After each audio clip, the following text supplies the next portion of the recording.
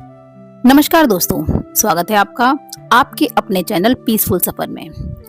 क्या आपने कभी सोचा है कि हमारी इन दो आंखों के अलावा भी क्या कोई ऐसी आंख है जो वो देख सकती है जो ये भौतिक दुनिया हमें नहीं दिखा पाती? एक ऐसी दृष्टि जो सत्य, अंतरात्मा की आवाज और ब्रह्मांड की गुप्त ऊर्जाओं को महसूस करा सकती है। जी हाँ, हमारे प्राचीन ग्रंथों, ऋषि मुनियों और आधुनिक अध्यात्म में इसे तीसरा नेत्र या आज्ञा चक्र कहा जाता है। जब भी हम भगवान शिव की तस्वीर देखते हैं तो उनके माथे के बीचों बीच एक तीसरा नेत्र दिखाई देता है। लेकिन क्या यह केवल एक पौराणिक प्रतीक है या हम सबके भीतर छिपी एक वास्तविक शक्ति है?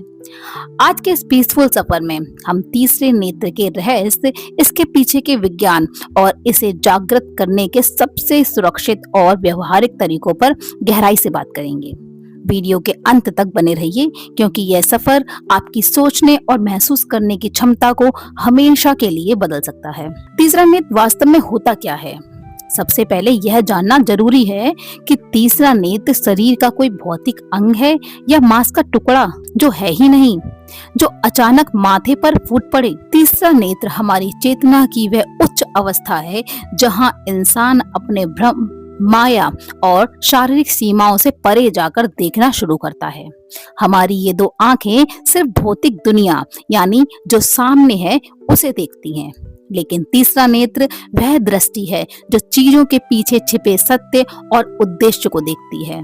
इसे ऊर्जा तंत्र में आज्ञा चक्र कहा जाता है। आज्ञा शब्द का अर्थ होता है आदेश या नियंत्रण। जब आपका यह चक्र जागृत या संतुलित होता है तो आपकी इंद्रियां, आपकी भावनाएं और आपका मन आपके नियंत्रण में आ जाते हैं। आप अपने जीवन के निर्देशक खुद बन जाते हैं।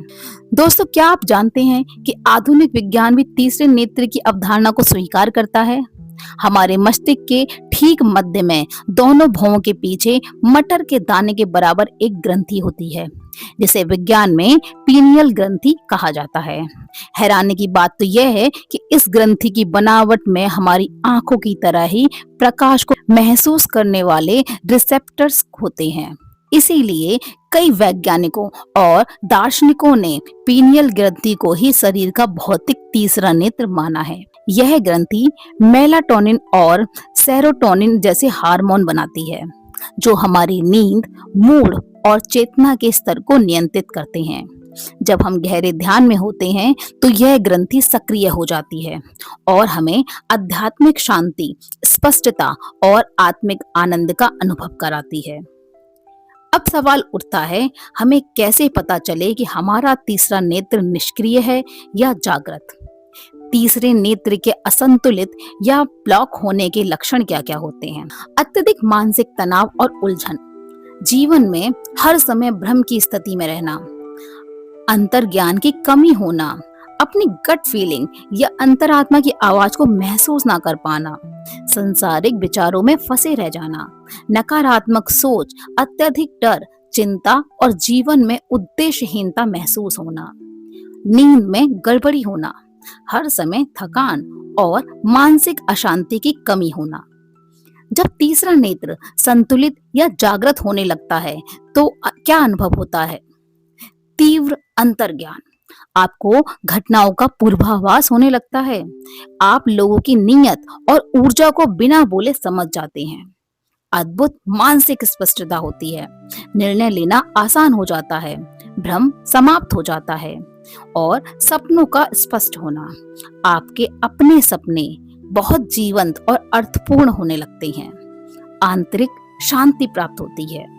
बाहरी दुनिया का शोर या तनाव आपको अंदर से विचलित नहीं कर पाते। नेत्र के जागृत करने के 4 सुरक्षित और व्यवहारिक तरीके और उपाय हैं। दोस्तों, तीसरे नेत्र को जागृत करने की प्रक्रिया कोई जादू नहीं है, बल्कि यह आत्म साधना का एक सफर है। आइए जानते हैं वे 4 आसान अभ्यास जिन्हें आप अपने दैनिक जीवन में शामिल कर सकते हैं। त्राटक क्रिया, रोजाना रात को या शांत समय में एक मोमबत्ती की लौ को बिना पलक झपकाए ध्यान से देखें। अपनी दृष्टि को दोनों भौं के मध्य केंद्रित करने का प्रयास करें। 2 से 3 मिनट बाद आंखें बंद करें और उस लौ की छवि को अपने माथे के बीचों बीच देखने की कोशिश करें। यह एकाग्रता और आज्ञा चक्र को जागृत करने का अचूक तरीका है। दूसरे नंबर का होता है ओम का उच्चारण और ध्यान। जब आप ओम का लंबा उच्चारण करते हैं तो उसकी ध्वनि से उत्पन्न कंपन सीधे आपके मस्तिष्क और पिनियल ग्रंथि तक पहुंचती है। सुबह या शाम 10 से 15 मिनट आंखें बंद करके आज्ञा चक्र पर ध्यान केंद्रित करते हुए ओम का जाप करें। तीसरा नंबर आता है प्राकृतिक रोशनी और सूर्य नमस्कार। पीनियल ग्रंथि प्रकाश के प्रति संवेदनशील होती है। सुबह की पहली हल्की धूप में बैठना या सूर्य को देखना इस ग्रंथि को पुनर्जीवित करता है। फोर्थ नंबर पे आता है सात्विक आहार और डिजिटल डिटॉक्स। अत्यधिक कैफीन, प्रोसेस्ड फूड और फ्लोराइड का अत्यधिक सेवन पीनियल ग्रंथि को सुप्त बना देता है। सात्विक आहार अपनाएं और सोने से कम 1 घंटे पहले अपने स्मार्टफोन और टीवी स्क्रीन से दूरी बना लें। यहाँ एक बहुत ही महत्वपूर्ण बात का ध्यान रखना आवश्यक है। इंटरनेट पर कई जगह तीसरे नेत्र को जबरदस्ती या बहुत तेजी से खोलने की तकनीकें बताई जाती हैं। याद रखिए, तीसरा नेत्र कोई शक्ति प्रदर्शन का साधन नहीं है। यदि आपका मन शांत नहीं है, आपकी सोच शुद्ध नहीं है और आपका आधार मजबूत नहीं है, तो जबरन किया गया प्रयास मानसिक तनाव या घबराहट पैदा कर सकता है। तीसरे नेत्र का जागरण एक प्राकृतिक प्रक्रिया है, ठीक वैसे ही जैसे एक फूल सही समय, धूप और पानी मिलने पर खुद ब खुद खिलता है। सबको बस अभ्यास करना है। आप बस अभ्यास करेंगे और धैर्य बनाए रखें। दोस्तों, अपने जीवन के इस दिव्य नेत्र को पहचानिए। जब आप बाहर देखना बंद करके अपने भीतर देखना शुरू करते हैं, तभी से आपकी वास्तविक आध्यात्मिक यात्रा शुरू होती है। अगर आपको आज की यह चर्चा पसंद आई हो और इस सफर से आपके मन को शांति मिली हो, तो इस वीडियो को अपने प्रियजनों के साथ जरूर शेयर करें।